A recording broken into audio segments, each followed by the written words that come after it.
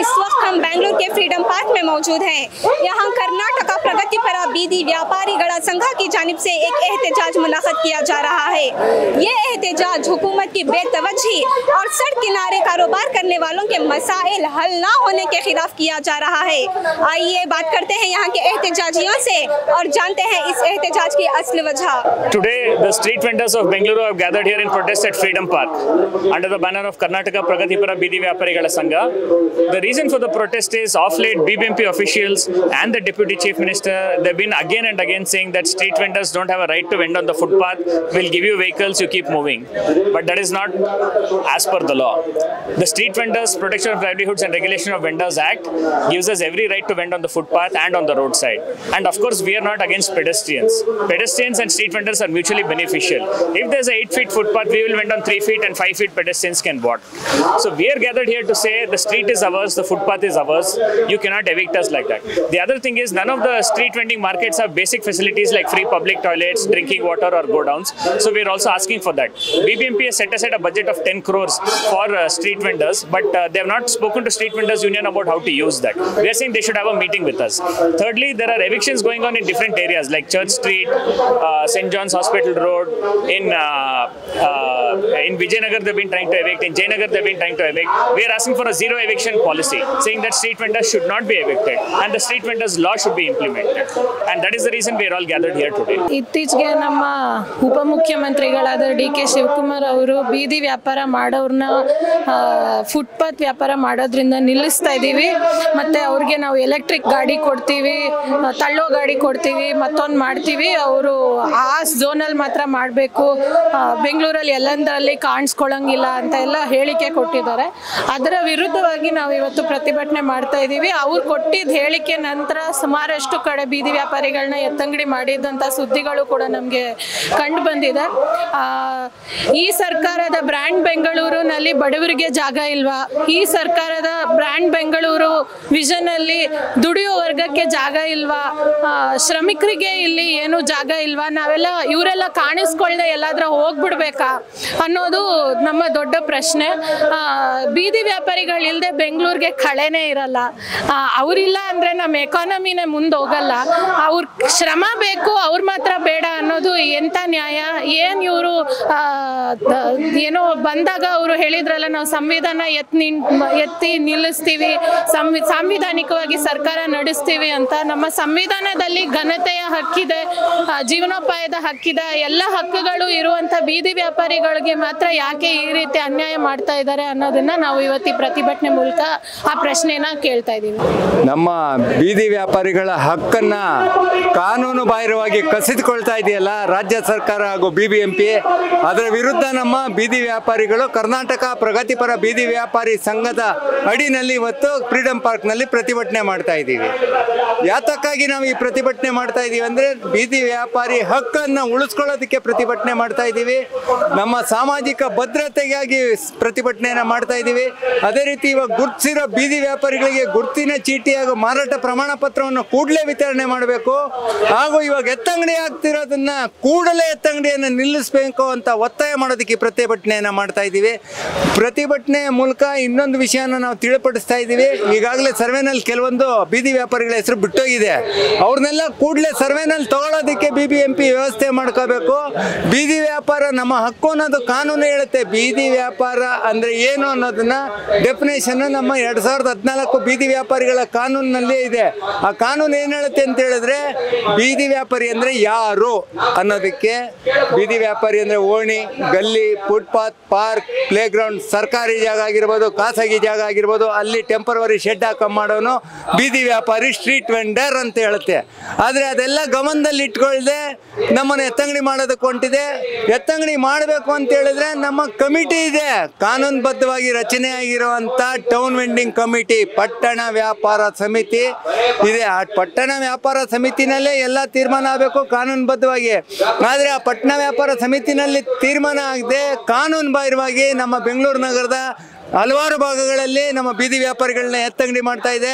ಆ ಎತ್ತಂಗಡಿಯನ್ನು ಖಂಡಿಸಿ ಇವತ್ತು ನಾವು ಫ್ರೀಡಂ ಪಾರ್ಕ್ನಲ್ಲಿ ಪ್ರತಿಭಟನೆ ಮಾಡ್ತಾ ಇದ್ದೀವಿ. ಚರ್ಚ್ ಸ್ಟ್ರೀಟ್ ಇರ್ಬೋದು, ಪೀಣ್ಯ ದಾಸರಳ್ಳಿ ಬಳಿ ಇರುವಂಥ ಪೈಪ್ ಲೈನಲ್ಲಿ ಇರ್ಬೋದು, ಹಾಗೂ ವಿಜಯನಗರದಲ್ಲಿ ಇರ್ಬೋದು, ಬೆಂಗಳೂರು ನಗರದ ನಾನಾ ಭಾಗಗಳಲ್ಲಿ ಬೀದಿ ವ್ಯಾಪಾರಿಗಳ ಎತ್ತಂಗಡಿ ಆಗ್ತಾ ಇದೆ. ಈ ಕೂಡಲೇ ಆ ಎತ್ತಂಗಡಿಯನ್ನು ನಿಲ್ಲಿಸಬೇಕು.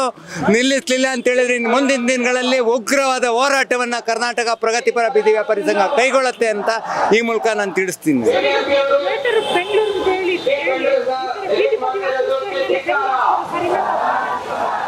ಸರ್, ಗ್ರೇಟರ್ ಬೆಂಗಳೂರೇ ಮಾಡಲಿ, ಅವರ ಅಭಿವೃದ್ಧಿ ಕಾರ್ಯಕ್ಕೆ ನಮ್ಮ ವಿರೋಧ ಇಲ್ಲ. ನಮ್ಮದು ಕಾನೂನು ಏನಿದೆ, ಕಾನೂನಿಗೆ ಗೌರವ ಕೊಟ್ಟು ಬೀದಿ ವ್ಯಾಪಾರಿ ಕಾನೂನಿಗೆ ಅವ್ರಿಗೆ ವ್ಯವಸ್ಥೆ ಮಾಡಿ, ಮೊದಲು ವ್ಯವಸ್ಥೆ ಮಾಡಿ ಎಲ್ಲ ಸಂಘಟನೆಗಳನ್ನ ಕರೆದಿ ಮೀಟಿಂಗ್ ಮಾಡಿ ಯಾವ ರೀತಿ ಬೀದಿ ವ್ಯಾಪಾರಿಗಳಿಗೆ ವ್ಯವಸ್ಥೆ ಮಾಡ್ಬೋದು ಅನ್ನೋದನ್ನು ಚಿಂತನೆ ರಾಜ್ಯ ಸರ್ಕಾರ ಹಾಗೂ BBMP ಮಾಡಿ ನಮ್ಮ ಜೊತೆ ಸಮಾಲೋಚನೆ ಮಾಡಿ ಮುಂದಿನ ಏನು ಕಾರ್ಯಕ್ರಮ ಬೇಕಾದ್ರೂ ಮಾಡಲಿ, ನಮ್ಮ ಸಹಕಾರ ಇದೆ. ಅದಕ್ಕೆ ಈ ಅಭಿವೃದ್ಧಿ ಕಾರ್ಯಕ್ಕೆ ನಮ್ಮ ವಿರೋಧ ಇಲ್ಲ. ಆದರೆ ನಮ್ಮ ಎತ್ತಂಗಡಿಯನ್ನು ಕಾನೂನು ಬಾಹಿರವಾಗಿ ಮಾಡಿದ್ರೆ ನಾವು ವಿರೋಧ ಮಾಡ್ತೀವಿ. ರಸ್ತೆನಲ್ಲೂ ಹೋರಾಟ ಮಾಡ್ತೀವಿ, ನ್ಯಾಯಾಲಯದಲ್ಲೂ ಹೋರಾಟ ಮಾಡ್ತೀವಿ. ಇವತ್ತು ನಾವು ಕರ್ನಾಟಕ ಪ್ರಗತಿಪರ ಬೀದಿ ವ್ಯಾಪಾರಿ ಸಂಘಟನೆಯಿಂದ ನಾವು ಹೋರಾಟನ ಹಮ್ಮಿಕೊಂಡಿರೋ ವಿಚಾರ ಏನು ಅಂತ ಅಂದ್ರೆ, ಪದೇ ಪದೇ ನಮಗೆ ಬೀದಿ ವ್ಯಾಪಾರಿಗಳಿಗೆ ಬೆಂಗಳೂರಲ್ಲಿ ವ್ಯಾಪಾರ ಮಾಡೋದಕ್ಕೆ ಬಹಳ ಕಷ್ಟ ಆಗ್ತಾ ಇದೆ. ಯಾವುದೇ ಸರ್ಕಾರ ಇರಲಿ, BJP ಸರ್ಕಾರ ಇರಲಿ, JDS ಸರ್ಕಾರ ಇರಲಿ, ಕಾಂಗ್ರೆಸ್ ಸರ್ಕಾರ ಇರಲಿ, ಇದು ಬೆಂಗಳೂರು ನಗರನ ಒಂದು ಸೌಕರ್ ಒಂದು ನಗರ ಅನ್ನೋ ರೀತಿಯಲ್ಲಿ ಮಾಡಿಬಿಟ್ಟಿದ್ದಾರೆ. ಇದರಲ್ಲಿ ಫುಟ್ಪಾತ್ ಅಲ್ಲಿ ಬಡವ್ರಿಗೆ ಅಂತಾನೆ ಹೇಳಿ ಸರಕು ಸಾಮಾನು ಸೇವೆಗಳನ್ನ ಒದಗಿಸುವಂತಹ ಬೀದಿ ವ್ಯಾಪಾರಿಗಳನ್ನ ಅಲ್ಲಿ ವ್ಯಾಪಾರ ಮಾಡಕ್ಕೆ ಬಿಡದೆ ದಿನನಿತ್ಯ ಒಂದು ಕಿರುಕುಳ ಅನುಭವಿಸೋದನ್ನ ನಾವು ನೋಡ್ತೀವಿ. BBMP ಅಧಿಕಾರಿಗಳಾಗಿರ್ಬೋದು, ಪೊಲೀಸ್ ಅಧಿಕಾರಿಗಳಾಗಿರ್ಬೋದು, ಅಕ್ಕಪಕ್ಕ ಶಾಪ್ ಓನರ್ಸ್ ಯಾರಿದ್ದಾರೆ ಅವ್ರಿರ್ಬೋದು, ಅಥವಾ ರೆಸಿಡೆಂಟ್ ವೆಲ್ಫೇರ್ ಅಸೋಸಿಯೇಷನ್ಸ್ ಆಗಿರ್ಬೋದು, ಸತತವಾಗಿ ಬೀದಿ ವ್ಯಾಪಾರಿಗಳ ಬಗ್ಗೆ ಅವರು ಕಂಪ್ಲೇಂಟ್ಗಳನ್ನ ಮಾಡೋದು, ಬೀದಿ ವ್ಯಾಪಾರಿಗಳನ್ನ ನೀವು ಅಲ್ಲಿಂದ ತೆಗೀರಿ, ನೀವು ಅಲ್ಲಿಂದ ಅವರನ್ನ ತೆರವುಗೊಳಿಸಿ ಅಂತ ಹೇಳಿ ಕಂಪ್ಲೇಂಟ್ ಮಾಡೋದನ್ನ ನಾವು ನೋಡ್ತಾ ಇರ್ತೀವಿ.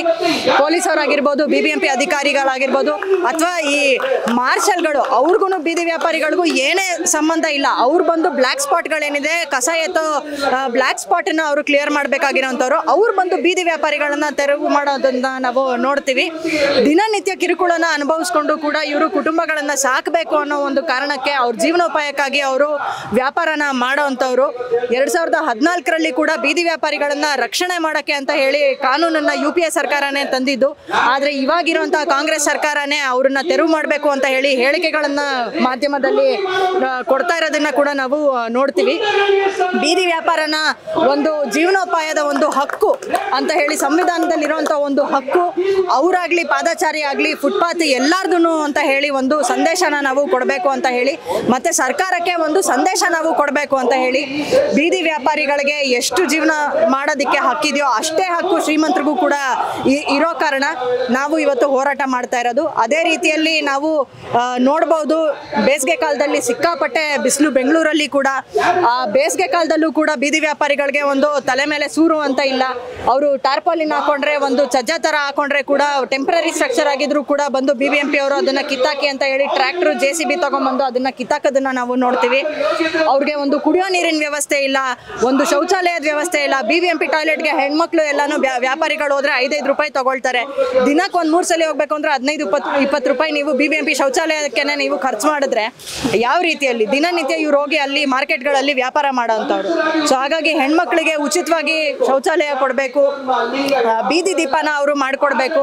ಮತ್ತೆ ಕಳ್ಳತನ ತುಂಬಾ ಆಗ್ತಾ ಇದೆ, ಯಾಕಂದ್ರೆ ಬೀದಿ ವ್ಯಾಪಾರಿಗಳು ಎಲ್ಲೆಲ್ಲೋ ಹೋಗಿ ಸಾಮಾನು ತಗೊಂಡ್ಬರ್ತಾರೆ, ಅವರು ಅದನ್ನ ರಾತ್ರಿ ಹೊತ್ತು ಅಲ್ಲೇ ಕಟ್ಬಿಟ್ಟು ಹೋಗುವಂತ ಒಂದು ಪರಿಸ್ಥಿತಿ ನಾವು ನೋಡ್ತೀವಿ. ಸಾಮಾನ್ಗೆ ಅವ್ರನ್ನ ಸ್ಟೋರ್ ಮಾಡ್ಕೊಳ್ಳೋದಕ್ಕೆ ಅಂತ ಹೇಳ್ಬಿಟ್ಟು ಗೋಡೌನ್ನ ಮಾಡ್ಕೊಡ್ಬೇಕು ಅಂತ ಕೂಡ ನಾವು ಕೇಳ್ತಾ ಇದ್ದೀವಿ. ಅದೇ ರೀತಿಯಲ್ಲಿ ಬೀದಿ ವ್ಯಾಪಾರಿಗಳಿಗೆ ಸಾಮಾಜಿಕ ಭದ್ರತೆನ ಅವರು ಕಲ್ಪಿಸ್ಕೊಡ್ಬೇಕು. ಹೇಗೆ ಬೇರೆ ಕಾರ್ಮಿಕರಿಗೆ ESI, PF, ಪೆನ್ಷನ್, ಅವ್ರ ಮಕ್ಕಳಿಗೆ ಪೆನ್ಷನ್ ಕೊಡುವಂಥದ್ದು, ವಿದ್ಯಾರ್ಥಿ ವೇತನ ಕೊಡುವಂಥದ್ದು ಏನಿದೆ ಅದನ್ನ ಅದೇ ರೀತಿಯಲ್ಲಿ ಬೀದಿ ವ್ಯಾಪಾರಿಗಳಿಗೂ ಕೂಡ ಸಾಮಾಜಿಕ ಭದ್ರತೆನ ಅವರು ಕಲ್ಪಿಸ್ಕೊಡ್ಬೇಕು ಅಂತ ಹೇಳಿ ನಾವು ಕೇಳ್ತಾ ಇವತ್ತು ಹೋರಾಟನ ನಾವು ಮಾಡ್ತಾ ಇರೋದು. ನಾನು ಸುಮಾರು 33 ವರ್ಷಗಳಿಂದ ಬೀದಿ ವ್ಯಾಪಾರ ಮಾಡ್ಕೊಂಡು ಬರ್ತಾ ಇದ್ದೀನಿ. ಅದರಿಂದನೇ ನಮ್ಮ ಜೀವನ ಕೂಡ ನಡೀತಾ ಇದೆ. ನನ್ನ ಮಕ್ಕಳು ವಿದ್ಯಾಭ್ಯಾಸ, ನನ್ನ ಅತ್ತೆ ಆಸ್ಪತ್ರೆ ಖರ್ಚು ಕೂಡ ಪ್ರತಿಯೊಂದು ಎಲ್ಲ ಬೀದಿ ವ್ಯಾಪಾರದ ಮೂಲಕ ನನ್ನ ಸಂಪಾದನೆ ಮೂಲಕ ನಡೀತಾ ಇದೆ.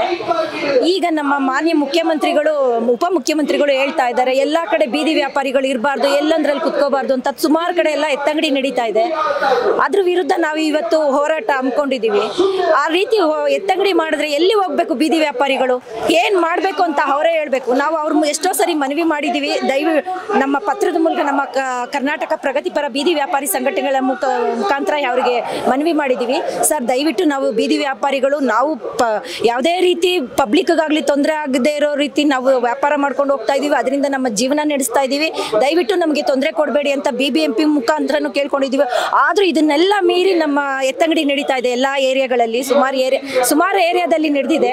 ಅದ್ರ ವಿರುದ್ಧ ಹೋರಾಡೋಣ. ಈಗ ನಾವು ಇಷ್ಟು ಜನ ಬೀದಿ ವ್ಯಾಪಾರಿಗಳಿದ್ದೀವಿ ಅಂತ ತೋರಿಸೋದಕ್ಕೋಸ್ಕರ ಮುಂದೆ ಈ ರೀತಿ ಎತ್ತಂಗಡಿ ನಿಲ್ಲಿಸಬೇಕು, ಇಲ್ಲಿಗೆ ಸ್ಟಾಪ್ ಮಾಡಬೇಕು, ಮುಂದೆ ಈ ರೀತಿ ಎತ್ತಂಗಡಿ ನಡಿಬಾರ್ದು ಅಂತೇಳಿ ನಮ್ಮ ಮಾನ್ಯ ಉಪಮುಖ್ಯಮಂತ್ರಿಗಳಿಗೆ ಹೇಳ್ಕೊಡ್ತಾ ಇದ್ದೀವಿ. ಎಲ್ಲ ಸ್ಮಾರ್ಟ್ ಸಿಟಿ ಮಾಡಬೇಕು, ಆ ಸಿಟಿ ಮಾಡಬೇಕು, ಈ ಸಿಟಿ ಮಾಡಬೇಕು ಅಂತ ಹೋರಾಡ್ತಾ ಇದ್ದಾರೆ. ನಾವು ಬೀದಿ ವ್ಯಾಪಾರಿಗಳು ಎಲ್ಲಿ ಹೋಗ್ಬೇಕು ಹೇಳಿ? ನಮ್ಮ ಜೀವನ ಅದರಿಂದ ನಡೀತಾ ಇರೋದ್ರಿಂದ ನಾವು ಮಾಡೇ ಮಾಡ್ತೀವಿ. ನಾವು 33 ವರ್ಷದಿಂದ ಮಾಡಿರೋರು ಇವಾಗ ಸರ್ಕಾರ ಈಗ ಹೇಳ್ತಾ ಇದೆ ಈಗ ನೀವು ಮಾಡಬೇಡಿ, ನಾವು ಎಲ್ಲಿ ಹೋಗ್ಬೇಕು ಅಂತ ಅವರೇ ತಿಳಿಸ್ಕೊಡ್ಲಿ. ಈಗ ಬಂದು ನಮ್ಮ ಹತ್ರ ಮಾತಾಡಿ ನಮ್ಮ ಸಮಸ್ಯೆ ಏನಿದೆ ಅಂತ ಕೇಳಿ ಈ ಮೂಲಕ ಅವ್ರಿಗೆ ತಿಳಿಸ್ತಾ ಇದ್ದೀವಿ. ನಾವು ಸುಮಾರು 30 ವರ್ಷದಿಂದ ನಾವು ಬೀದಿ ವ್ಯಾಪಾರ ಮಾಡ್ಕೊಂಡು ಬರ್ತಾ ಇದ್ದೀವಿ. ನಮ್ಮ ಗಾಂಧಿ ಬಜಾರಲ್ಲಿ ವ್ಯಾಪಾರ ಮಾಡೋದು ನಾವು. ನನ್ನ ಹೆಸರು ವನಜಾಕ್ಷಿ ಅಂತ. ನೋಡಿ, ಇವಾಗ ಸಮಸ್ಯೆ ಏನು ಅಂದರೆ, ಈಗ ಟೌನ್ ವೆಂಡಿಂಗ್ ಕಮಿಟಿ ಆಯಿತು, ಎಲೆಕ್ಷನ್ ಆಯಿತು, ನಮ್ಮ ಪಾಡಿಗೆ ನಾವು ವ್ಯಾಪಾರ ಮಾಡ್ಕೊಂಡು ಬರ್ತೀವಿ. ರಾಜಕೀಯ ಬರ್ತಾನೆ ಇರುತ್ತೆ. BJP ಇರ್ಬೋದು, ಕಾಂಗ್ರೆಸ್ ಇರ್ಬೋದು, ಬೇರೆ ಬೇರೆ ರಾಜಕೀಯ ಬಂದಾಗ ಒಂದೊಂದು ಹೊಸ ಕಾನೂನು ತರ್ತಾರೆ. ನಮ್ಗೆ 2014ರಲ್ಲೇ ಬೀದಿ ವ್ಯಾಪಾರದ ಕಾನೂನು ಬಂದಿದೆ. ಆ ಕಾನೂನು ರೀತಿ ನಾವು ವ್ಯಾಪಾರ ಮಾಡ್ಕೊಂಡು ನಮ್ಮ ಜೀವನ ನಡೆಸ್ಕೊಂಡು ಹೋಗ್ತಾ ಇದ್ರು. ಬಂದ್ಬಿಟ್ಟು ಬೆಂಗಳೂರು ಮಾಡ್ತೀವಿ. ಮತ್ತು ಬೀದಿ ವ್ಯಾಪಾರದವರು ಬೀದಿಲಿ ವ್ಯಾಪಾರ ಮಾಡೋಂಗಿಲ್ಲ. ತಳ್ಕೊಂಡು ಗಾಡೀಲಿ ಹೋಗ್ಬೇಕು ಅಂದರೆ, ಈಗ ಗಾಡಿ ತಳ್ಕೊಂಡು ವಯಸ್ಸಾದವರಾಗಿರ್ಬೋದು, ಮಕ್ಳಿರ್ಬೋದು ಗಾಡಿ ತಳ್ಕೊಂಡು ವ್ಯಾಪಾರ ಮಾಡೋಕ್ಕಾಗುತ್ತಾ? ಮತ್ತು ಮನೆ ಓನರ್ಗಳು ಬಾಡಿಗೆಗಿರ್ತೀವಿ ನಾವು. ಅಲ್ಲಿ ಓನರ್ಗಳು ನಮ್ಮನ್ನ ಗಾಡಿನ ತೊಗೊಂಡೋಗಿ ನಿಲ್ಸೋದಕ್ಕೆ ಜಾಗ ಕೊಡ್ತಾರ, ನಾವು ಇರೋದಕ್ಕೆ ನೆಲೆ ಇಲ್ಲ. ನಾವು ಬೀದಿ ವ್ಯಾಪಾರದವ್ರಿಗೆ ಇರೋದಕ್ಕೂ ನನ್ನ ಮನೆ ಕೂಡ ಸರ್ಕಾರದವ್ರು ಒಂದು ವ್ಯವಸ್ಥೆ ಮಾಡಿಕೊಟ್ಟಿಲ್ಲ. ಎಲ್ಲ ಬಾಡಿಗೆ ಕಟ್ಕೊಂಡು ನಮ್ಮ ಮಕ್ಕಳನ್ನ ಓದಿಸ್ಕೊಂಡು ಜೀವನ ನಡೆಸ್ತಾ ಇದ್ದೀವಿ. ಇವತ್ತಿನ ದಿನ DK ಶಿವಕುಮಾರ್ ಅವ್ರು ಕೊಟ್ಟಿರೋಂಥ ಹೇಳಿಕೆ ನಮಗೆ ತುಂಬ ಬೇಜಾರಾಗಿದೆ ಬೀದಿ ವ್ಯಾಪಾರದವ್ರಿಗೆ. ಅದಕ್ಕೆ ನಮ್ದು ಈ ಉಗ್ರವಾದ ಹೋರಾಟನೇ ಮಾಡೋದಕ್ಕೆ ನಾವೆಲ್ಲ ಬಂದಿದ್ದೀವಿ. ಸರ್, ಜೀವನಕ್ಕೆ ಯಾವ ರೀತಿ ಸಮಸ್ಯೆ ಅಂದರೆ, ಈಗ ನಾವು BBMPಯಿಂದ ಸರ್ವೆ ಮಾಡಿದ್ರು ಬೀದಿ ವ್ಯಾಪಾರದವ್ರನ್ನ. ಇಡೀ ಬೆಂಗಳೂರಲ್ಲಿ 27,000 ಜನದ ಮಾತ್ರ ಸರ್ವೆ ಮಾಡಿದ್ರು. ಎಲ್ಲ ಲೆಕ್ಕ ಹಾಕಿದ್ರೆ 1 ಲಕ್ಷ ಜನ ವ್ಯಾಪಾರ ಮಾಡ್ತಾ ಇದ್ದೀವಿ. ಮತ್ತು ರೇಷನ್ ಕಾರ್ಡ್ ಇದ್ದವ್ರಿಗೆ ಮಾತ್ರ ಸರ್ವೆ ಮಾಡಿದ್ರು, ಇಲ್ದವ್ರಿಗಿಲ್ಲ. ಅವ್ರನ್ನೆಲ್ಲ ಕೂಡ ಸರ್ವೆ ಮಾಡಬೇಕು, ತಗೋಬೇಕು. ಅವರೆಲ್ಲ ಈಗ ಲೈಸೆನ್ಸ್ ಇಲ್ಲ ಅಂದರೆ ಅವ್ರಿಗೆ ವ್ಯಾಪಾರ ಮಾಡೋದಕ್ಕೆ, ಜೀವನ ಕಟ್ಕೊಳ್ಳೋದಕ್ಕೆ ಕಷ್ಟ ಆಗುತ್ತೆ. ಅವರು ವ್ಯಾಪಾರ ಮಾಡಿ ಮಕ್ಕಳು ಮರಿನ ಸಾಕೊಂಡು ವಯಸ್ಸಾದವ್ರು ಇರ್ತಾರೆ. ನಮ್ಮಂಥವ್ರು ಇವಾಗ BP ಶುಗರ್ ಪೇಷಂಟ್ಗಳು ನಾವು ವೆಹಿಕಲ್ ಕೊಡ್ತೀವಿ, ಕರೆಂಟ್ ವೆಹಿಕಲ್ ತಳ್ಕೊಂಡು ಹೋಗ್ಬೇಕು. ಅದನ್ನ ಬಿಟ್ಬಿಟ್ಟು ಕುತ್ಕೊಂಡು ಇಲ್ಲಿ ವ್ಯಾಪಾರ ಮಾಡೋದಕ್ಕೆ ಬಿಡೋದಿಲ್ಲ ಅಂತ ನಮಗೆ TVಲಿ ಅನೌನ್ಸ್ಮೆಂಟ್ ಮಾಡಿದ್ರು. ಅದರಿಂದ ಬೇಜಾರಾಗಿ ನಮ್ಮ ಜೀವನ ಮಾಡೋದಕ್ಕೆ ಕಷ್ಟ ಆಗುತ್ತೆ. ವಯಸ್ಸಾದವ್ರು ಇರ್ಬೋದು, ತಳ್ಕೊಂಡು ವ್ಯಾಪಾರ ಮಾಡೋಕ್ಕಾಗುತ್ತಾ? ಇಲ್ಲ ಮನೆ ಬಾಡಿಗೆ ಕೊಟ್ಟಿರೋರು ಅವ್ರು ಕೊಡೋ ಅಂತ ಗಾಡಿ, ಈಗ ಕರೆಂಟ್ ವೆಹಿಕಲ್ ಕೊಡ್ತೀವಿ ಅಂತ ತಗೊಂಡೋಗಿ ನಮ್ಮ ಮನೆ ಮುಂದೆ ನಿಲ್ಸ್ಕೊಳಕ್ಕಾಗುತ್ತಾ? ನಮಗೆಲ್ಲ ಸ್ವಂತ ಮನೆ ಇದೆಯಾ? ಇದನ್ನೆಲ್ಲ ಅವ್ರು ಯೋಚನೆ ಮಾಡ್ಬೇಕಲ್ವಾ? ಓಟ್ ಕೇಳಕ್ ಬಂದಾಗ ಅವರು ಇದನ್ನೆಲ್ಲ ಹೇಳಲ್ಲ. ನಿಮ್ಗೆ ಹಂಗ ಅನುಕೂಲ ಮಾಡ್ಕೊಡ್ತೀವಿ, ಹಿಂಗ ಅನುಕೂಲ ಮಾಡ್ಕೊಡ್ತೀವಿ ಅಂತ. ನಮ್ಗೆ ನಿಮ್ಮ ಕಣ್ಣಿಗೆ ಕಾಣಿಸೋದು ಬರೀ ಬೀದಿ ವ್ಯಾಪಾರದವ್ರೇನಾ? ಬೇರೆ ಯಾರು ನಿಮ್ಮ ಕಣ್ಣಿಗೆ ಕಾಣಲ್ವಾ? ನಾವು ಹೆಂಗೆ ಜೀವನ ಮಾಡಬೇಕು? ನಾವು ಅದನ್ನೇ ಜೀವನ ಕಟ್ಕೊಂಡಿರ್ತೀವಿ. ನೀವು ಯಾಕೆ ಬಂದು ನೀವು ಎತ್ಕೊಂಡು ಹೋಗಿ ವ್ಯಾಪಾರ ಮಾಡಬಾರ್ದು? ತಳ್ಕೊಂಡು ವ್ಯಾಪಾರ ಮಾಡಿ ಫುಟ್ಪಾತಲ್ಲಿ ಏನು ಸಾರ್ವಜನಿಕರಿಗೆ ತೊಂದರೆ ಆಗುತ್ತೆ, ಟ್ರಾಫಿಕ್ ತೊಂದರೆ ಆಗುತ್ತೆ ಅಂದರೆ ಬೀದಿ ವ್ಯಾಪಾರದವ್ರಿಗೆ ಅನುಕೂಲ ಮಾಡ್ಕೊಡಿ. ಅದನ್ನ ಯಾಕೆ ನೀವು ಮಾಡ್ಕೊಡ್ತಾ ಇಲ್ಲ ಅಂತ ನಾನು ಕೇಳ್ತಾ ಇದ್ದೀನಿ. ನಾವು ನಿಮಾನ್ಸ್ ಹತ್ರ ವ್ಯಾಪಾರ ಮಾಡ್ತಾ ಇದ್ದೀವಿ. ನಮ್ಗೇನಂದ್ರೆ ತೊಂದರೆಯಲ್ಲಿ ನಾವು ಟಾರ್ಪಲ್ ಕೊಟ್ಕೊಂಡು ಜೀವನ ಮಾಡ್ತಾ ಇದ್ದೀವಿ. ಮಳೆ ಬಿಸಿಲು ಏನೇ ಇದ್ರು ನಮ್ಮ ಟಾರ್ಪಲಲ್ಲಿ ನಾವು ವ್ಯಾಪಾರ ಮಾಡೋದು. ಅವ್ರು ನಮ್ಗೇನು ಸಪೋರ್ಟು ಮಾಡಲ್ಲ. ಮತ್ತು ನಮ್ಮ ಹತ್ರ ಬಂದು ಆಟೋ ಡ್ರೈವರ್ಸು ಮತ್ತು ಈ ಸ್ವಿಗ್ಗಿ ಇವರೆಲ್ಲ ಝೊಮ್ಯಾಟೊ ಇವರೆಲ್ಲ ಬಂದು ನಮ್ಮ ಹತ್ರ ಊಟ ಮಾಡೋವಾಗ ಅವ್ರು ಏನು ಮಾಡ್ತಾರೆ ಅಂದರೆ ಪೊಲೀಸವ್ರು ಬಂದು ನಮ್ಮನ್ನು ಓಡಿಸ್ತಾರೆ. ನಿಮಗೆ ಬುದ್ಧಿ ಇಲ್ವಾ, ಮಾಡೋ ಕೆಲಸ ಇಲ್ವಾ, ಕಳಿಸ್ರಿ ಟ್ರಾಫಿಕ್ ಜಾಮ್ ಆಗುತ್ತೆ ಅಂತ ನಮ್ಗೆ ಅರಿವು ಪಡಿತಾರೆ. ಆವಾಗ ತಿನ್ನೋ ಅನ್ನನ ಅರ್ಧದಲ್ಲಿ ಬಿಸಾಕ್ಬಿಟ್ಟು ಅವ್ರು ಹೋಗ್ಬೇಕು, ನಮ್ಗೆ ನೆಮ್ಮದಿಯಾಗಿ ವ್ಯಾಪಾರ ಮಾಡಕ್ ಬಿಡಲ್ಲ. ಮತ್ತೆ ಸ್ಟೇಷನಲ್ಲಿ ಯಾರು ಅರೆಸ್ಟ್ ಮಾಡ್ತಾರೆ, ಅವ್ರಿಗೂ ನಾವು ಫ್ರೀಯಾಗಿ ಊಟ ಕೊಡ್ತೀವಿ. ಅದನ್ನ ಯಾರಾದ್ರೂ ಹೇಳಿದ್ರೆ ಅದನ್ನು ಒಂದು ಪ್ರಾಬ್ಲಮ್ ಅಂತ ನಮ್ಮನ್ನ ಅಲ್ಲಿ ಕ್ರಿಯೇಟ್ ಮಾಡಕ್ ನೋಡ್ತಾರೆ. ಏನೇ ಆಗಿರ್ಲಿ ಸರ್, ನಮ್ಗೆ ತುಂಬಾ ಕಷ್ಟ ಆಗ್ತಾ ಇದೆ. ಮತ್ತೆ ಇನ್ನೊಂದು, ಈ ಕೋವಿಡ್ ಬಂದಾಗಿಂದ ದಾನಾದಿಗಳು ಜಾಸ್ತಿ ಆಗ್ಬಿಟ್ಟಿದ್ದಾರೆ. ಏನ್ ಮಾಡ್ತಾರೆ ಅಂದ್ರೆ ಟೈಮಿಂಗ್ಸ್ ತಗೊಂಡಿದ್ದಾರೆ. 11:15 ಒಬ್ಬ ಊಟ ಕೊಡ್ತಾನೆ, 1:15 ಒಬ್ಬ ಊಟ ಕೊಡ್ತಾನೆ, ಮತ್ತೆ ಇನ್ನ 3 ಗಂಟೆಗೆ ಒಬ್ಬ ಒಂದು ಊಟ ಕೊಡ್ತಾನೆ. ಕೊಡ್ಲಿ, ನಾವು ಬೇಡ ಅಂತ ಹೇಳ್ತಾ ಇಲ್ಲ, ಬಟ್ ನಮ್ಮನ್ನು ಸ್ವಲ್ಪ ನೋಡಿ ಕಣ್ಕರಿಸಿ. ಸ್ಟೇಷನ್ ಇದೆ ಪಕ್ಕದಲ್ಲಿ, ಮತ್ತೆ ಎಲ್ಲಾನು ಇದೆ, ಹಾಸ್ಪಿಟ್ಲು ಅದು ಇದು ಇದೆ. ಮತ್ತೆ ಅವ್ರು ಕೊಡೋ ಸಾರನ ನೀವು ಒಂದ್ಸಲ ಟೆಸ್ಟ್ ಮಾಡಿ, ನೀವು ಬನ್ನಿ, ನಾವು ಬೇಕಾದ್ರೆ ಅದನ್ನ ತೋರಿಸ್ತೀವಿ ಪ್ರೂಫ್ ಆಗಿ. ಅಲ್ಲಿ ಯಾರು ತಿನ್ನಲ್ಲ ಊಟನ, ಎಲ್ಲೋ ಕಲರ್ ಇರುತ್ತೆ ಸಾಂಬಾರು, ಅದನ್ನ ಯಾರು ತಿನ್ನಲ್ಲ. ನಮ್ಮ ಹತ್ರ ಬಂದು ತಿಂತಾರೆ. ಏನಕ್ಕೆ ತಿಂತಾರೆ? ಅವ್ರು ತಿನ್ನೋ ಊಟ ರುಚಿಯಾಗಿರ್ಲಿ ಅನ್ನೋ ಕಾರಣಕ್ಕೋಸ್ಕರ ತಿಂತಾರೆ. ಅದನ್ನ ಪೊಲೀಸ್ ಅವ್ರನ್ನ ಅಲ್ಲಿ ತಗೊಂಬೇಡಿ ಅಂದ್ರೆ ನಮ್ಮಂತ ಬೀದಿ ವ್ಯಾಪಾರಿಗಳು ಎಲ್ಲಿ ಹೋಗ್ಬೇಕು? ನಾವಿರೋ ಸ್ಲಮ್ ಅಲ್ಲಿ ಅವ್ರು ಕೊಡೋ ಗಾಡಿ ನಾವ್ ಎಲ್ಲಿ ನಿಲ್ಸ್ಕೋಬೇಕು? ನಮ್ಗೆ ಮಲ್ಕೊಳಕ್ಕೆ ಜಾಗ ಇಲ್ಲ ಅಲ್ಲಿ. ಇವ್ರು ಗಾಡಿ ಕೊಡ್ತಾರಂತೆ, ಇವ್ರು ಗಾಡಿ ತಗೊಂಡು ನಿಲ್ಸ್ಕೊಂಡ್ಬಿಟ್ರೆ ತಲೆ ಮೇಲೆ ನಿಲ್ಸ್ಕೊಳೋಣ, ಇಲ್ಲ ಮನೆ ಮೇಲೆ ನಿಲ್ಸ್ಕೊಳೋಣ? ಏನೇ ಇರಲಿ ಸರ್, ನಮ್ಗೆ ನ್ಯಾಯ ಬೇಕು. ನೆಮ್ಮದಿಯಾಗಿ ವ್ಯಾಪಾರ ಮಾಡೋಂಥ ಇದು ನಮಗೆ ಬೇಕೇ ಬೇಕು. ಬೀದಿ ವ್ಯಾಪಾರ ಮಾಡೋರಿಗೆ ಆದ ಒಂದು ಕಾನೂನು ಬಂದಿದೆ. ಆ ಕಾನೂನಲ್ಲಿ ಏನಿದೆ ಅಂತಂದರೆ, ಯಾವುದೇ ಕಾರಣಕ್ಕೂ ಬೀದಿ ವ್ಯಾಪಾರಿಗಳನ್ನು ಎತ್ತಂಗಡಿ ಮಾಡಬಾರ್ದು. ಒಂದು ವೇಳೆ ಮಾಡಬೇಕಂದ್ರೆ ಅವರಿಗೆ ತಕ್ಕನಾದ ವ್ಯವಸ್ಥೆ ಮಾಡಿಕೊಟ್ಟು ಎತ್ತಂಗಡಿ ಮಾಡಬೇಕಂತ ಇದೆ. ಇವಾಗ ಏನು ಮಾಡ್ತಿದ್ದಾರೆ ಅಂದರೆ, ಸರ್ಕಾರದವರು ಎತ್ತಂಗಡಿ ಮಾಡಬೇಕು ಅಂತ ಆರ್ಡ್ರ್ ಕೊಟ್ಟು ಎಲ್ಲ ಅಧಿಕಾರಿಗಳ ಮುಖಾಂತರ ಎತ್ತಂಗಡಿ ಮಾಡೋದಕ್ಕೆ ರೆಡಿ ಮಾಡ್ಯಾರ. ಅದನ್ನು ವಿರೋಧಿಸಿ ನಾವು ವ್ಯಾಪಾರ ಮಾಡೋದು ನಮ್ಮ ಹಕ್ಕು, ನಮಗೆ ಆ ವ್ಯವಸ್ಥೆ ನೀವು ಮಾಡಿಕೊಡ್ಬೇಕಂತ ಖಂಡಿಸಿ ನಾವು ಇವತ್ತು ಪ್ರತಿಭಟನೆ ಮಾಡ್ತಿರೋದು. ಸತ್ಯವಾಗ್ಲೂ ಅನಿಸ್ತಾ ಇದೆ. ಯಾಕಂದರೆ ಬಡವರಿಗೆ ಹೆಲ್ಪ್ ಮಾಡಬೇಕು ಅನ್ನೋದು ಸರ್ಕಾರದ ಉದ್ದೇಶ, ಬಟ್ ಸರ್ಕಾರ ಆ ಕೆಲಸ ಮಾಡ್ತಾ ಇಲ್ಲ. ಶ್ರೀಮಂತರಿಗೆ ಏನು ಅನುಕೂಲ ಆಗಬೇಕು ಅದನ್ನು ಮಾಡ್ತಾ ಇದೆ, ಬಡವರಿಗೆ ಅನುಕೂಲ ಆಗೋಂಥ ಕೆಲಸ ಯಾವುದೂ ನಡೀತಾ ಇಲ್ಲ. ಸರ್ಕಾರದ ಸ್ಲೋಗನ್ ಯಾವಾಗಲೂ ನಾವು ಬಡವರ ಪರ ಇರ್ತೀವಿ, ಬಡವರ ಸರ್ಕಾರ ಅಂತ ಹೇಳ್ತಾರೆ. ಬಡವರಿಗೋಸ್ಕರ ನಡ್ಕೊಳ್ತಾ ಇದ್ದಾರೆ? ನಿಜವಾಗ್ಲೂ ನಡ್ಕೋತಾ ಇಲ್ಲ. ಯಾಕಂದ್ರೆ ಯಾರಿಗೂ ಒಬ್ಬನಿಗೆ ಏನೋ ಮಾಡಿದೆ ಅನ್ನೋದಕ್ಕಿಂತ ಎಲ್ಲರಿಗೂ ಸಹಾಯ ಆಗಬೇಕು, ಎಲ್ಲರಿಗೂ ಅನುಕೂಲ ಆಗಬೇಕು. ಬಡವರಿಂದನೇ ಅನುಕೂಲ ಮಾಡ್ತಾ ಬಂದ್ರೆ ಮಾತ್ರ ಸರ್ಕಾರಕ್ಕೆ ವ್ಯಾಲ್ಯೂ ಇರುತ್ತೆ. ದೊಡ್ಡವರಿಗೆ ಅನುಕೂಲ ಮಾಡೋದು ಸರ್ಕಾರನೇ ಬೇಕಿಲ್ಲ, ಅಲ್ಲಿರೋರೆಲ್ಲ ದೊಡ್ಡವರೇ. ಆದ್ರೆ ಬಡವರಿಗೆ ಮಾಡಬೇಕು, ಅದರಲ್ಲೂ ಬೀದಿ ವ್ಯಾಪಾರಿಗಳಿಗೆ ಹುಡುಕಿ ಮಾಡಬೇಕು. ಅದನ್ನ ನಾವು ಕೇಳ್ತಾ ಇದ್ದೀವಿ. ಏನು ಸಮಸ್ಯೆ ಆಗ್ತಾ ಇದೆ? ವ್ಯಾಪಾರ ಮಾಡಕ್ ಬಿಡ್ತಿಲ್ಲ ಪೊಲೀಸವರಿಂದ, ಎಲ್ಲ ರೀತಿಯಲ್ಲಿ ತೊಂದರೆ. BBMP ಅವ್ರದ್ದು ಮೇನ್ ತೊಂದರೆ, ಪೊಲೀಸವ್ರಿಗಿಂತ BBMP ಅವ್ರದ್ದು ಮೇನ್ ತೊಂದರೆ. ನಮ್ಗೆ ಹಾಕಕ್ ಬಿಡ್ತಾ ಇಲ್ಲ. ಒಬ್ಬೊಬ್ರದ್ದು ಒಂದೊಂದು ರೂಲ್ಸ್, ಒಬ್ರು ಹಾಕಿ ಅಂತಾರೆ, ಒಬ್ರು ಹಾಕ್ಬೇಡಿ ಅಂತಾರೆ. ಹಾಕಿ ಅಂತ ಬೀದಿ ವ್ಯಾಪಾರದವರೆಲ್ಲ ಕಾರ್ಡ್ ಎಲ್ಲ ಕೊಟ್ಟರು, ಇವಾಗ ಕಾರ್ಡ್ಗೂ ವ್ಯಾಲಿಡಿಟಿ ಇಲ್ಲ. ಇದಕ್ಕೆ ಏನು ಮಾಡಬೇಕು ಅಂದ್ರೆ ಸರ್ಕಾರನೇ ಒಂದು ಉತ್ತರ ಕೊಡಬೇಕು ಅನ್ನೋದು ಹೋರಾಟ. ಸರ್ಕಾರದಿಂದ ಬೀದಿ ವ್ಯಾಪಾರದವರಿಗೆ ಅವಕಾಶ ಕೊಡಲ್ಲ ಅಂತ ಹೇಳ್ತಿದ್ದಾರೆ. ಅದಕ್ಕೆ ನಾವೆಲ್ಲರೂ ಒಗ್ಗಟ್ಟಾಗಿ ಸೇರೋದು ಏನಕ್ಕಂದ್ರೆ ನಮ್ಗೆಲ್ರಿಗೂ ಅವಕಾಶ ಮಾಡಿಕೊಡ್ಬೇಕು. ಯಾಕಂದ್ರೆ ಬೀದಿ ವ್ಯಾಪಾರ ಇವತ್ತಿಂದಲ್ಲ, ಸುಮಾರು ವರ್ಷಗಳಿಂದ ಇದೆ. ಈ ಹೋರಾಟ ನಡೀಬೇಕು ಅನ್ನೋದು ನಮ್ಮ ಉದ್ದೇಶ. आज का ये एहतजाज सड़क के किनारे कारोबार करने वालों ने अपने हुकूक के लिए आवाज़ बुलंद करने के लिए किया है। एहतजाजियों का कहना है कि जब तक उनके मुतालिबे पूरे नहीं हो जाते वो अपनी जदोजहद जारी रखेंगे। मज़ीद जानकारी के लिए देखते रहें डेली सालार उर्दू डिजिटल।